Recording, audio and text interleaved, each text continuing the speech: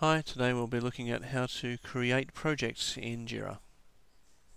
Okay, so once we've logged in, all we want to do is go obviously into the Administrator tab on the right hand side and move over to having a look at the projects we want to add over here. So we can add a project. It comes up in our administration dialog when we click on that, and we start to get the dialog for adding a project.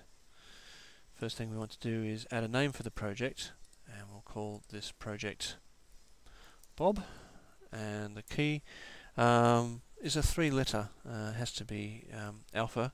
We found out today it can't be letters, so we'll call it Bob. We can specify a URL in case we have project documentation in somewhere other than the wiki. We can change the avatar or the little image that comes up, and we can assign a project lead. I'll assign myself as the project lead, and we can see that my name comes up there as well. We can also click on the little select a user button here to bring up all the users that we can assign. In here we want to put the description. Project Bob, we don't really have a description for, but typically this would describe the goals of the project. So Project Bob, we're going to say, is to build a new car. Okay. Notification schema, by default it's set to none, or we can give it the default notification schema. If this is a real project, I'm going to give it the default one, but I won't for a test project because I don't want to start sending out emails to everybody. The permission schema is also something we can set here. Once again, I'll leave this as the default permission schema. We haven't set up any other permission schemes, so it makes sense that we can't do it. If we set up a permission scheme, we can tailor what sort of permissions we want to set around the project. Same thing around the security scheme. By default, we have no security scheme set, so that pretty much defaults to the default one, and we add the project. We're then taken to a dialog screen that shows all of the major settings for the Bob project.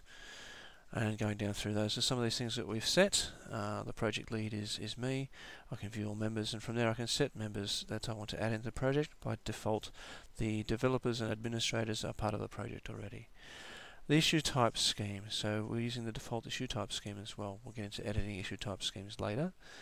The only thing that's really important here in the way that we're doing things with Virtual Arc is that we want to change the workflow scheme. So we want to change the workflow scheme to be the Scrum workflow.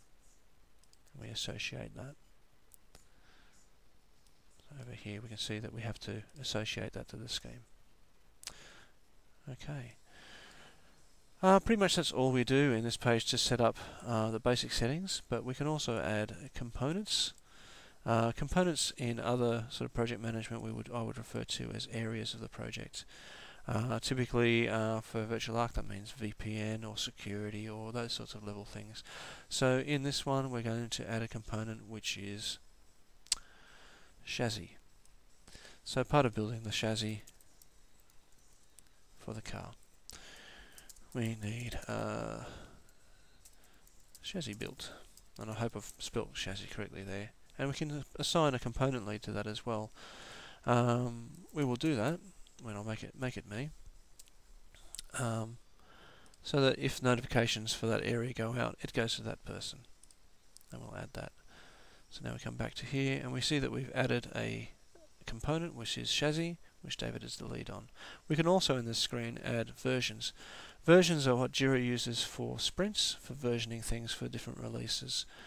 And we can do that by simply going to here, click on Manage Versions, and we get that come up here. Typically you would want to name a version over what you want to put in that version. But if you don't know what those versions or sprints are going to be, just give them a generic name, which helps with ordering. So Sprint 1, for example. And the description of Sprint 1 was the goal of Sprint 1 would go in here.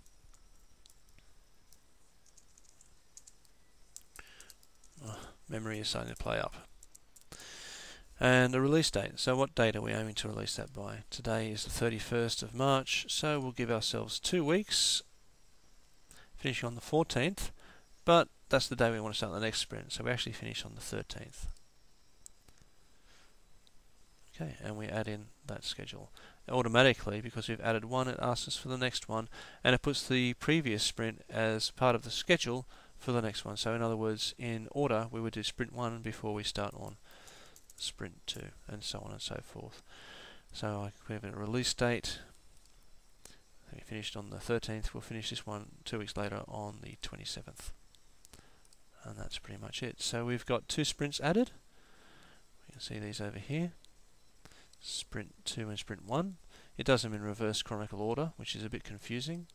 And we can see the dates have come up over here as well.